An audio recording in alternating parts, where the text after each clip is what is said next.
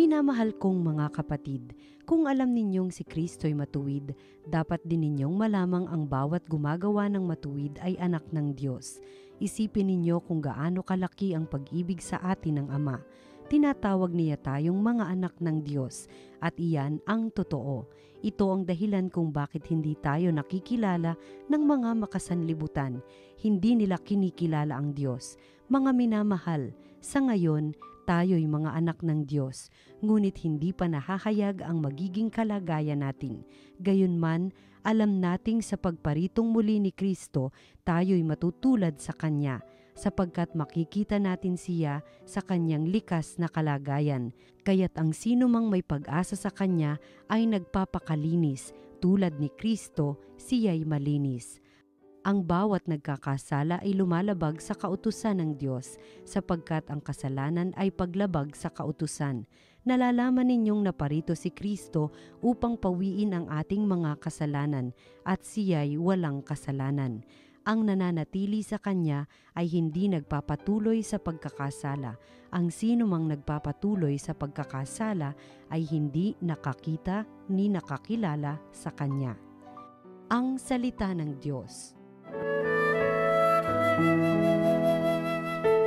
Kahit sa ay namamalas tagumpay ng nagliligtas. Umawit ng bagong awit sa Panginooy ialay, pagkat yaong ginawa niya'y kahangahangang tunay. Sa sariling lakas niya at taglay na kabanalan, walang hirap na natamo yaong hangad na tagumpay. Kahit sa ay namamalas tagumpay ng nagliligtas. Ang tagumpay ng ating Diyos kahit saan ay namalas, yaong lahat sa daigdig magsipagbunying may galak, Panginooy papurihan sa kagalakan ng lahat. Kahit sa ay namamalas tagumpay ng nagliligtas. Sa saliw ng mga lira iparinig yaong tugtog, ang Panginooy purihin ng tugtuging maalindog. Tugtugin din ang trompeta, nakasaliw ang tambuli, ipagbunyi nating lahat, Panginoong ating Hari. Kahit sa ay namamalas tagumpay ng nagliligtas.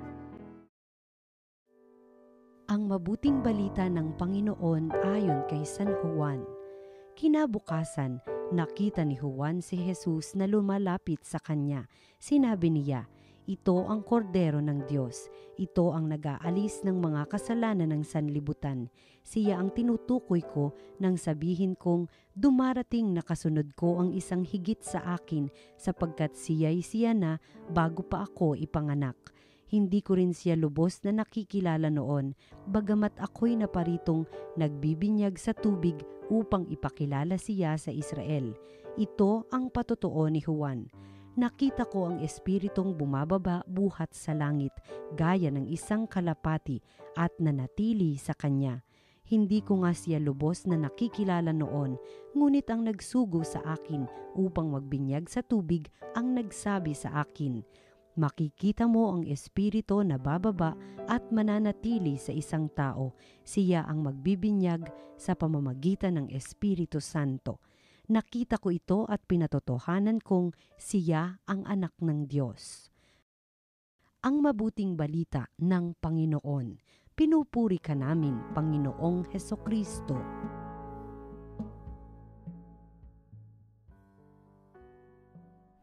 Hindi pa po ako nakaka-greet sa inyo. Pero ngayon na, pagkakataon, Merry Christmas and a Happy New Year.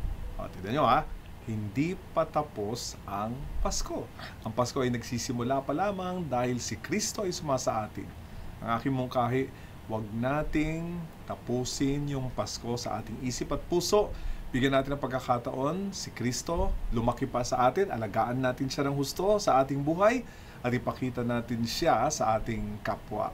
Kung naalala nyo rin po, itong nakaraang Pasko ay kapistahan ng banal na pamilya. Nais ko iugnay yung pamilya dito sa ating pagninilay ngayon.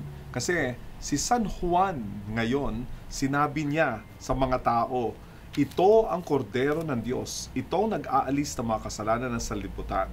Siya ang tinutukoy ko nang sabihin kung dumarating na kasunod ko ang higit sa akin, sapagkat siya bago pa ako pinanganak.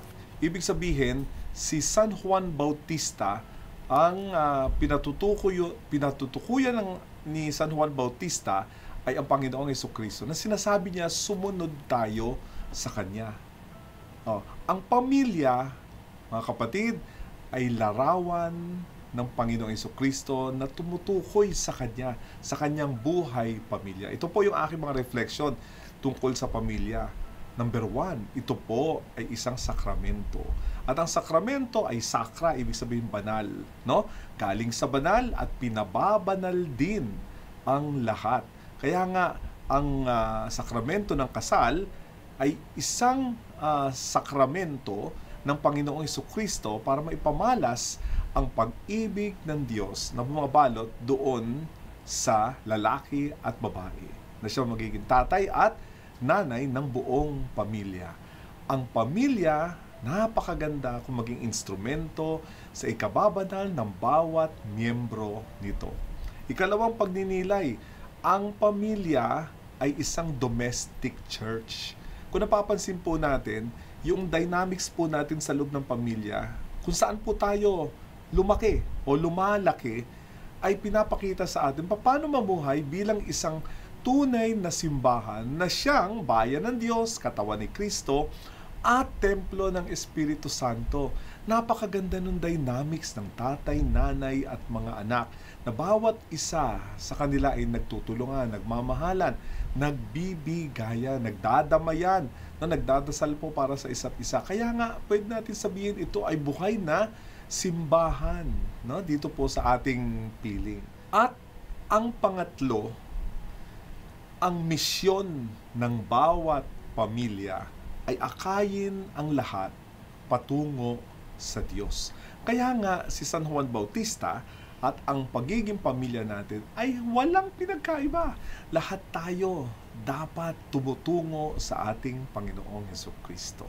So ang pamilya ay hindi na nanatili sa kanyang sarili. Meron siyang misyon na isanhiri ng ikababanal ng ibang mga pamilya at magsilbing larawan ng pag-ibig ng Diyos.